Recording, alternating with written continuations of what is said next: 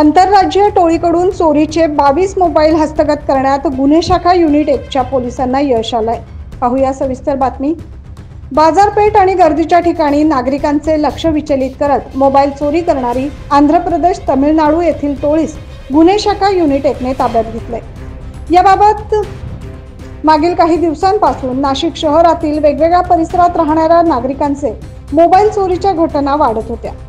गुरुवारी गुन्हे शाखा पोलीस उपनिरीक्षक रवींद्र बागुल यांना आंध्र प्रदेश व तमिळनाडू येथील मोबाईल आणि लॅपटॉप चोरी करणारी टोळी नाशिक शहरात मोबाईल विक्री करण्यासाठी सुभाष रोड येथे येणार असल्याची माहिती मिळाली। मिळालेल्या माहितीनुसार सुभाष रोड येथे सापळा रचून तिघा संशयित इसमांना पोलिसांनी ताब्यात घेतलंय।